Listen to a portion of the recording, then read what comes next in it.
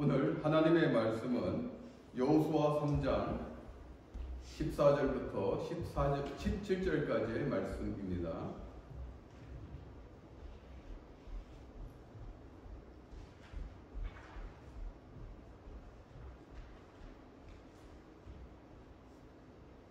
여호수아 3장 14절부터 17절까지의 말씀 함께 봉독하겠습니다. 백성이 요단을 건너려고 자기들의 장막을 떠날 때 제사장들은 언약궤를 메고 백성 앞에서 나아간다. 요단이 곡식 거두는 시기에는 항상 언덕에 넘치더라. 궤를 맨 자들이 요단에 이르며 궤를 맨 제사장들의 발이 물가에 잠기자 곧 위에서부터 흘러내리던 물이 그쳐서 사르단에 가까운 매우 멀리 있는 아담성 변두리에 일어나 한 곳에 쌓이고 아라바의 바다 여매로 향하여 흘러가는 물은 온전히 끊어지매 백성이 여리고 앞으로 바로 건널세 여호와의 언약궤를 맨 제사장들은 요단 가운데 마른 땅에 굳게 섰고 그 모든 백성이 요단을 건너기를 마칠 때까지 모든 이스라엘은 그 마른 땅으로 건너갔더라. 아멘.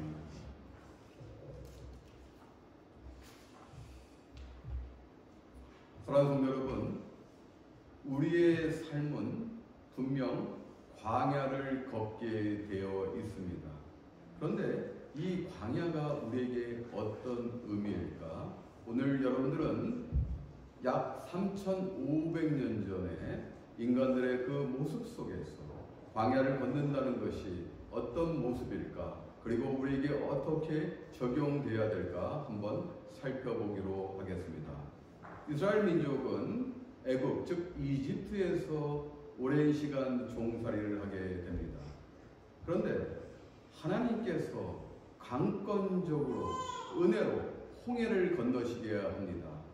여러분, 사실 이스라엘 민족이 광야로 나가기를 소망하지 않았습니다. 그런데 하나님께서는 애굽에서 종살이하는 하나님께서 구약시대 때 선택한 백성 아브라함을 통해서 약속의 백성으로 이끄셨는데 그 백성들이 애굽에서 고통받는 걸 보고 이제는 그들을 자유의 몸으로 이끌어내기로 결단하신 것입니다. 사실 애굽에서 종살이하던 이스라엘 백성들은 애굽밖에 몰랐어요. 그들은 애굽 밖을 벗어나서 살 수 없는 그런 존재들이었습니다. 애굽에서 종살이하면서 그저 먹고 마시고 하루하루 노역 가운데 고통 가운데 그렇게 사는 존재들이었습니다. 하나님께서 긍휼히 여기시고 이제는 하나님께서 선택한 이스라엘 민족의 영도자, 영적 지도자 모세를 통해서 이제는 홍해를 건너게 하십니다. 그들은 홍해를 나오고 싶지 않았습니다. 그들은 애굽에서 누르앉기를 원했습니다. 이것이 애굽의 믿음입니다. 그들은 능동적이지 않았습니다.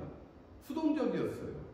그저 육적인 모습, 내 앞에 있는 것만 바라보고 사는 그런 불의의 존재들이었습니다. 그런데 모세를 통해서 바로에게 10가지 재앙을 주시고 마지막 그 10가지 재앙에 바로는 결국 항복하고 이제는 이스라엘 민족이 떠나갈 것을 명령합니다. 여러분 10가지 재앙이 뭔지 아십니까? 여러분 잘 아시죠? 6월절 아닙니까? 어린 양의 피를 임방과 문설주에 바르면 천사가 그것을 보고 뛰어넘어서 애굽에서 그 장자들을 죽이지 않는 사건. 하나님께서 보호하신 것이에요. 열 번째 재앙은 애굽에서 처음 태어난 장자들을 다 죽인 재앙이었었습니다. 그런데 하나님께서 어린 양의 피로 임방과 문설주에 그 피를 바르기만 하면은 그 심판의 천사들이 그것을 뛰어넘었습니다. 하나님께서 보호하신 것이에요. 그리고 그 재앙을 통해서 드디어 바로는 항복을 하고 완악했던 그 바로는 이제는 이스라엘 민족을 떠나가라 그렇게 명령을 합니다. 이제 그들은 이제는 애굽을 떠납니다. 그 앞에 홍해가 있습니다. 그런데 이 완악했던 바로는 바로 마음이 변하여서 이스라엘 민족을 잡으러 군대를 보냅니다. 여러분, 홍해를 걷는 것은 이스라엘 민족이 능동적으로 걷는 것이 아니에요. 여러분, 그 홍해가 갈라져 있어요. 그 건들 수 있다고 생각하십니까? 한 분도 대답이 없습니다. 건널 수 있다고 생각하십니까? 여러분 생각해 보세요. 아무리 얕은 그 바다라도 물이 갈라져 있는 상태에서 건너기 쉽지 않습니다. 만약 건너다가 갈라진 물이 합쳐지면 어떻게 되겠습니까? 그 숨 막히는 일이에요. 겁나는 일입니다. 그들은 주저주저하고 있었습니다. 모세가 하나님의 능력으로 지팡이로 쳤을 때 홍해가 갈라졌어요. 그들은 건너가야 됩니다. 그러나 그들이 주저주저하고 능동적으로 나가지 못할 때 뒤에서 애굽의 군대들이 쳐들어옵니다. 진퇴양난이에요. 애굽의 군대들이 그들을 잡으러 옵니다. 그래서 그들은 잡히면은 죽기 때문에, 아니 다시 노역으로 또 돌아갈 수도 있기 때문에, 죽지 않으면은 다시 그 고난의 세월로 갈 수 있기 때문에 그들은 갈라진 그 바다를 건너갈 수 있었다는 것이에요. 결코 능동적이 아닙니다. 그들은 수동적으로 나왔습니다. 그리고 광야 생활을 합니다. 하나님께서는 이제 모세를 통해서 율법도 주십니다. 여러분 생각해 보세요. 한 200만 명 되는 이런 민족이 이 광야에서 사는데 질서가 있겠습니까? 그래서 하나님께서는 법을 주신 거예요. 기준점을 주신 거예요. 어떠한 것은 하고 어떠한 것은 하지 말라는 스탠다드를 주신 것입니다. 그러면서 하나님께서는 은혜로 광야에서 그들의 삶을 읽어 가시고, 하나님께서 600년 전에, 그 시점으로부터 600년 전에 아브라함을 통해서 약속하신 언약의 땅, 그 가나안 땅으로 인도하시고 결단하시고 이스라엘 백성들을 인도하셨는데, 그들은 거기서 시험에 듭니다. 정탐꾼이 갔을 때, 12정탐꾼이 갔을 때 그 10명이 돌아와서 저 땅은 젖과 꿀이 흐르는 아주 좋은 땅입니다. 너무나 좋은 땅인데 그 땅에는 아낙거민같이 사람들이 차지하고 있습니다. 우리는 그 땅을 결코 차지할 수가 없습니다. 12명의 정탐꾼 중에 10명이 그렇게 와서 보고를 합니다. 그때 단 2명, 갈렙과 여호수아만, 아닙니다. 이 땅은 우리가 정복할 수 있는 땅입니다. 하나님께서 약속한 땅입니다. 저들은 우리의 밥입니다. 우리는 해낼 수 있습니다. 그 결과 어떤 일이 벌어집니까? 하나님께서 불순종하는, 하나님의 말씀을 믿지 않고 애굽에서 종살이하는, 수동적으로 살아가고 있던 이스라엘 민족을 이끌어내고 가나안 땅으로 보내려고 하셨는데, 그들의 불순종으로 그들은 광야에서 40년의 세월을 지내고, 그리고 20세 이상 되는 1세들은 다 죽습니다. 믿음으로 선포한 여호수아와 갈렙만 빼고 1세대들은 다 죽습니다. 이 혹독한 고난이에요. 이 광야에서 혹독한 고난의 시간을 보내고, 이제는 하나님께서 약속하신 그 땅, 40년이 지난 이 시점에서 드디어 그들은 요단강을 건너 가나안 땅으로 들어갑니다. 여러분, 애굽에서 삶은 고통스러운 노역의 삶입니다. 자유가 없어요. 주권도 없습니다. 종으로 사는 인생은 주인이, 권력자가 얘기하면은 복종하며 들어야 되는 것이에요. 아무런 권한도 없습니다. 그저 생명만 유지하는 고난의 삶입니다. 그들은 광야 40년을 걸었습니다. 계속 반복하여 광야에서 살았습니다. 그런데 그들은 그 광야에서도 불순종할 뿐만 아니라 다시 애굽으로 우리를 돌려주고, 애굽의 삶을 그리워하면서 왜 광야로 이끌어내셨나? 목이 모든 백성들은 끊임없이 하나님을 원망하고 하나님께서 세운 지도자 모세에게 불평불만을 일삼았습니다. 이것이 광야의 믿음이에요.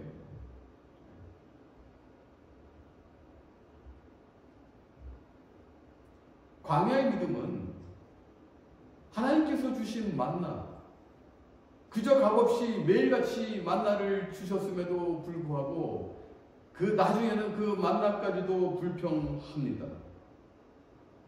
그들은 2, 3주면 갈 수 있는 가나안 땅을 40년 동안 도는데 끊임없이 불평, 불만을 일으킵니다.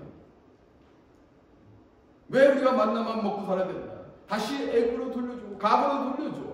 우리 과거에는 그래도 만나 외에 먹고 살 만한 게 있었는데, 아니 애굽에서 광야로 이끌어내신 그 하나님은 우리에게 만나와 메추라기만 먹이시느냐? 이런 불평이 나오는 거예요.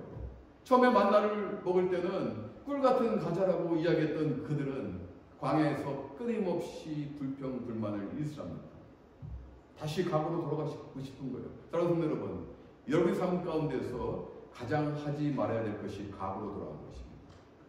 인생은 이렇게 복고가 아니에요. 물론 패션 같은 것도 이렇게 복고로 갑니다만은 인생은 쭉 전진하고 신앙이라는 것은 조금씩 증진되는 것입니다. 여러분들이 머물러 있다든지 다시 퇴보하면은 그것은 신앙의 삶의 모습이 아니라는 것입니다. 그들은 광야에서 이렇게 불평불만을 일삼지만은 하나님께서는 끊임없이 은혜로 그들의 모습을 보면서도 끝까지 그들의 죄를 관가하시면서 인내하시면서 그들을 연단시키십니다. 광야는 연단의 장소라는 거예요. 여러분, 복음이 선포될 때, 세례 요한이 복음을 선포할 때 어디서 선포했습니까? 회개하라, 천국이 가까웠니라. 즉 이제는 천국의 주인이신 메시아이신 예수님 오실 것을 선포한 세례 요한은 광야에서 했다는 것입니다. 여러분, 광야는 외롭습니다. 무섭습니다. 공포스럽고 각종 맹수들과 그리고 밤의 추위와 낮의 땡볕 같은 그 더위, 이것이 존재하는 곳이에요. 광야는 사람이 살 수 있는 곳이 아닙니다. 그런데 우리는 분명히 광야를 걸어야 된다는 것이에요. 여러분의 인생에서 광야를 걷지 않는 분은 한 분도 없다는 것입니다. 여러분들이 꽃길만 걸으십니까? 여러분들이 열심히 공부하고 열심히 사업도 이루고 열심히 성공해서 나가지만은 여러분이 원치 않는 그 장소로 들어갈 수밖에 없는 것, 그것이 광야 사관학교라는 것입니다. 그곳에서 연단받지 않으면 하나님께서 약속하신 가나안 땅, 이제 신약시대에 우리들에게 주신 언약의 땅, 영적 가나안 땅으로 갈 수 없다는 것입니다. 가기는 고통스럽습니다. 힘듭니다. 그러나 그곳은 필히 복음이 선포된 곳, 세례 요한은 그 광야에서 복음을 선포한 것이 아니에요. 세례 요한이 대도시에서 복음을 선포한 것이 아니에요. 여러분, 복음이 효과적으로 선포되려면 도시에서 선포되는 것이 맞습니다. 그러나 복음의 시작은 바로 광야에서 시작되었다는 것입니다. 광야는 적막합니다. 그러므로 여러분들은 이제 영적인 여정을, 여러분의 인생의 여정을 살아가면서 광야와 같은 그 모습 속에 있어야 된다는 것입니다.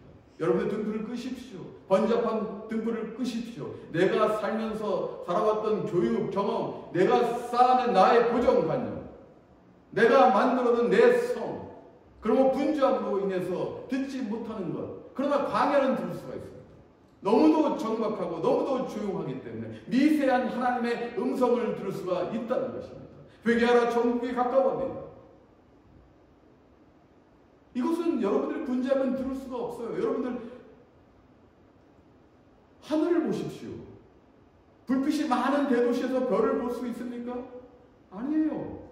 불빛이 없는 그곳, 어쩌면 광야, 적막한 곳으로 가야지 여러분들 하늘에 있는 별을 볼 수가 있다는 것입니다. 광야는 이렇게 부정적이지만 우리 인생에서 필히 거쳐야 되는 연단의 훈련의 장소라는 것입니다.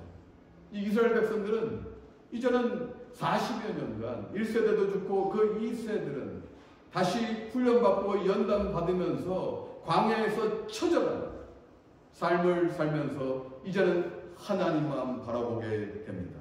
이것이 광야의 믿음이에요. 그리고 세 번째 믿음, 오늘 본문을 보겠습니다. 가나안의 믿음입니다. 오늘 본문 보면은 혹독한 연단을 받은 이스라엘 민족은 그들의 새로운 지도자 모세의 수종들던 자, 그 여호수아를 따라 약속의 땅인 가나안으로 가기 위해서 요단강을 건넙니다. 그런데 여러분 잘 보시면은 대제사장들이 능동적으로 첫발을 띱니다. 보통은 언약궤를 매는 사람들은 네 지파의 고아 자손들이 언약궤를 맵니다. 성막은 이동합니다. 언약궤는 하나님의 임재를 상징하는 것이에요. 그러므로 성막이 이동하면서 하나님의 백성이 있는 그곳에는 하나님의 임재가 있다는 것입니다. 그러므로 하나님께서 명령하셨습니다. 언약궤를 맨 제사장들이 900m 앞에 먼저 요단강에 들어가라. 여러분 생각해 보세요. 여러분 이스라엘 민족이 애굽에서 홍해를 나올 때는 먼저 발을 닦는 것이 아니에요. 하나님께서 홍해를 가르시게 하시고 뒤에서 애굽 군대가 쫓아오는 바람에 징태양난에 빠진 이스라엘 백성들은 살기 위해서 홍해를 걷는 것입니다. 이것이 우리가 예수 믿는 사람들의 첫 번째라는 것이에요. 우리가 노력하고 수고하고 하나님께서 우리가 어렵어서 우리를 백성 삼아 주시겠습니까? 아니에요. 아직도 우리가 죄인 될 때도 하나님께서 우리의 죄를 간과하시고 예수 그리스도를 십자가에서 달아 돌아가시게 하심으로 인해서 그것을 믿는 우리는 이제는 은혜로 홍해를 건널 수 있다는 것입니다. 이제는 홍해를 건넜어요. 그리고 광야 40년 이제는 연단의 과정을 겪었습니다. 처절히 우리는 느낍니다.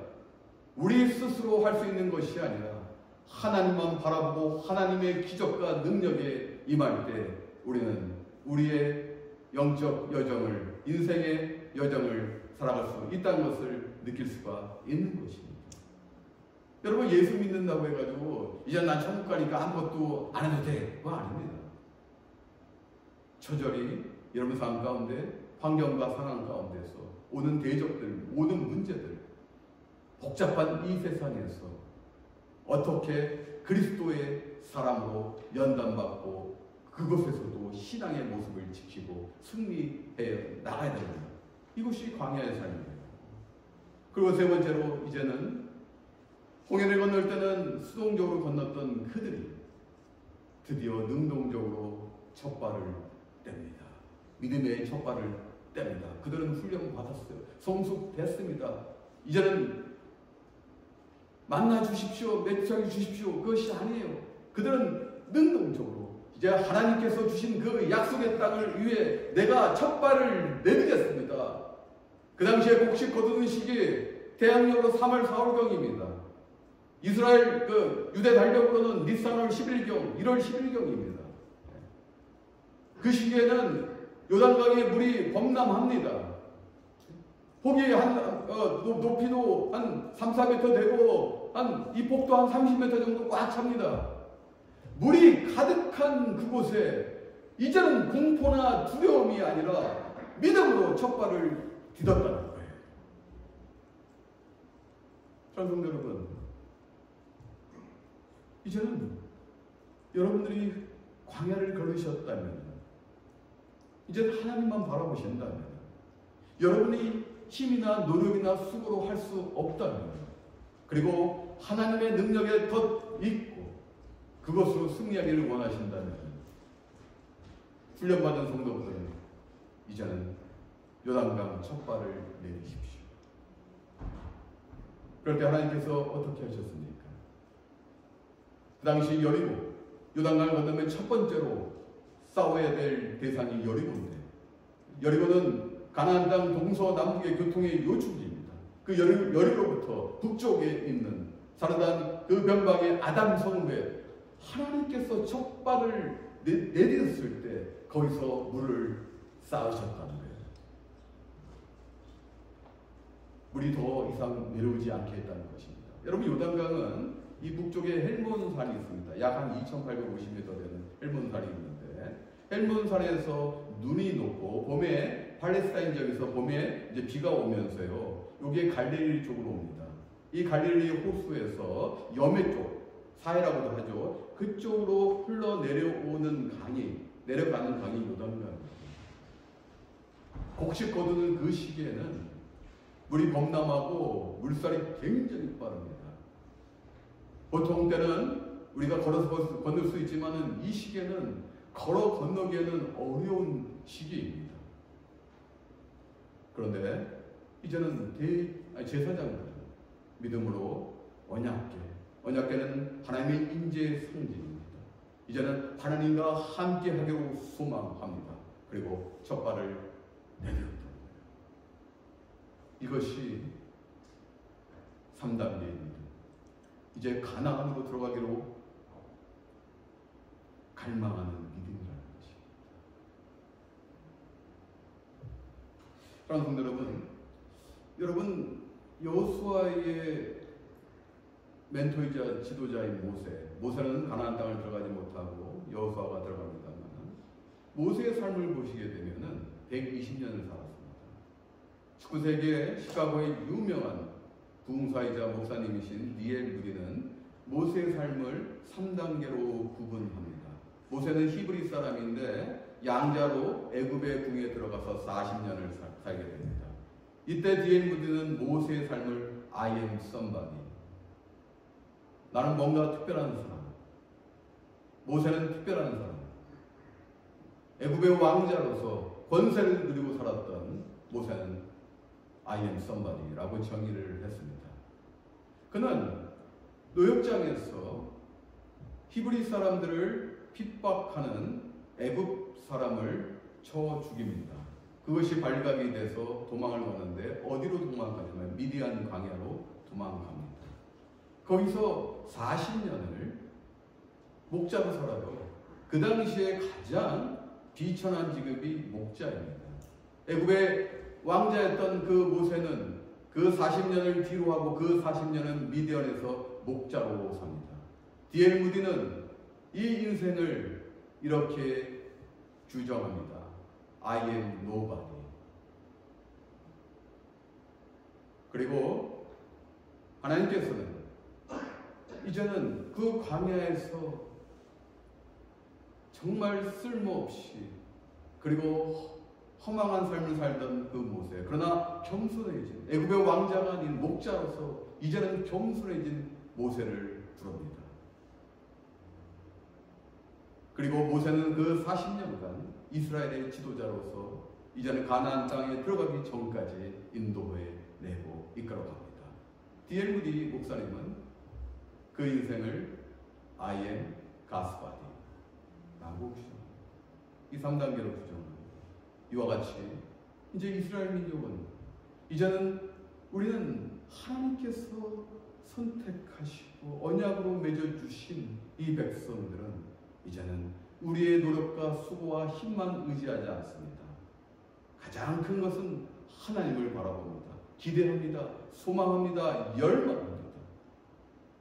나를 이끄실, 우리를 이끄실 분은, 우리를 약속의 땅으로 인도하실 분은 이미 600년 전에 아브라함을 통해서 약속하신 그 약속을 변개치 아니하시는 신실하신 하나님입니다. 그리고 그들은 나아간 것이 이제 우리는 6월 가스바디. 그럴 때 요단강 물은 아담 성읍에서 쌓여지고 그들은 건너갑니다. 대제사장들이 언약궤를 메고 이제는 요단강 가운데에 있을 때 900m 후반부터 따르던 이스라엘 백성들, 수십만의 이스라엘 백성은 그 강을 다 지나갑니다. 성도 여러분,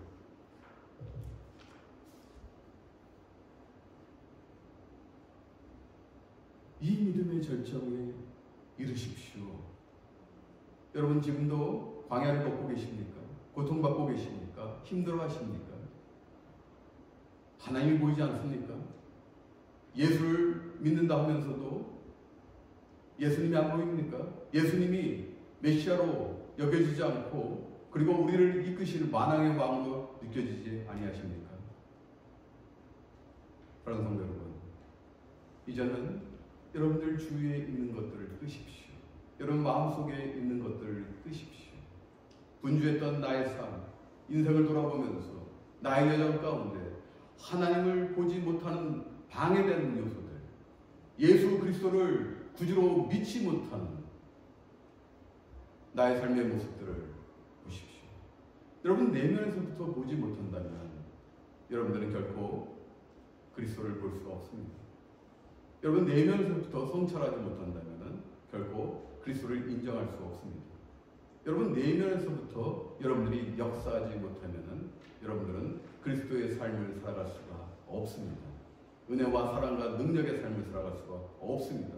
여러분들의 모습은 그저 앞만 보는 육적인 그 모습뿐입니다. 세상에서, 환경에서 주는 영향력에 늘 휩싸이면서 자유롭지 못하게 사는 인생에 불과하다는 것입니다. 여러분, 그리스도는 진리 안에 자유하라고 말씀하셨습니다. 여러분이 이제는 세상의 종도 아닙니다. 사단의 종도 아닙니다. 사망의 권세도 이겨냈습니다. 우리는 한번 죽지만 다시 부활합니다. 그것이 진리 안에 자유할 수 있는 것입니다. 그럴 때 여러분들이 믿음의 첫 발을 뛸 수가 있는 거예요. 여러분들의 내면에서 역사하지 못하는데 어떻게 내가 요단강을 건널 수가 있겠습니까? 어떻게 하나님께서 약속한 그 천국, 그 요단강을 건널 수가 있겠습니까? 물론 가나안 땅은 육적인 보이는 땅이지만 그것은 천국을 예시하는, 예표하는 우리의 영적인 약속의 땅이라는 것입니다. 그 믿음이 없다면 어떻게 우리가 요단강의 첫 발을 내릴 수가 있겠습니까? 산성도 여러분, 믿음이라는 것은 어렵게 생각하지 마세요. 나의 생각과 자아를 내세우지 마시라는 것입니다. 나의 생각이 하나님을 향하고 있고 나의 자아가 나의 타락된 자아가 이제는 조금씩 더러져 가고 예수님께서 주신 새 자아로 영적인 새 생명으로 빚어지기를 소망하고 기대하고 그리고 기도하며 나아가는 것이에요. 다른 성도 여러분, 여기서 질문 하나 하겠습니다. 여러분들 인생을 잘 사셨다고 생각하십니까?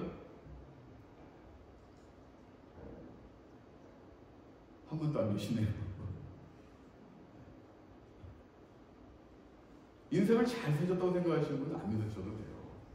그런데요, 이상하게도요, 하루하루 계속 살아가면서 어떻게 우리 안에 기쁨과 감격과 만족이 넘쳐야 되는데요, 오히려 반대로 가는 경향이 있어요.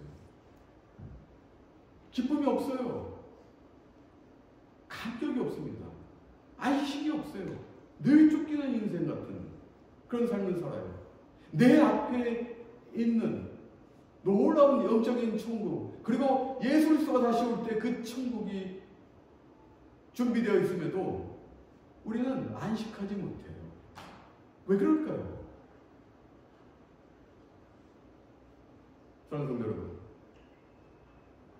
그것은 믿음의 문제입니다. 믿음은 간단한 거예요. 어렵게 생각하지 마세요. 답도 아주 간단해요. 그냥 믿으세요. 제가 예전에 그 아이 데리고, 아이가 지금 아이 데리고 어릴 때 커네리컷에 이런 물놀이 하는 곳이 있었어요. 근데 물놀이 하는 동산이 있었는데 호텔하고 같이 있었는데 별로 안 좋아서 그냥 수영장에서 이제 수영을 했어요. 저는 그 따뜻한 이제 그 온탕 있지 않습니까? 거기 있고 이제 아이는 수영장에서 놀고 있어 지켜보고 있었어요. 그런데요, 진짜 어린 한 살 정도 뭐 되는 아이 정도, 이제 막 쓸 수 있는 그 아이가 이 수영장 가에 이렇게 서 있었고, 그 안에는 그 누나나 이렇게 그 뭐 이모나 고모 정도로 보이는 10대 이런 그 여자아이들 둘이 있었어요. 그러면서 그 아이 보고 뛰어내려 그러는 거예요. 그런데요, 저 유심히 봤어요. 이 아이가 1살 정도 되는 아이예요. 근데 이 아이가 뛰어내니까 안 뛰어내니까 유심히 봤습니다, 제가. 근데 이 아이가 잠시 딱 멈추더니 생각을 하더니만 바로 뛰어내려요. 놀라웠어요.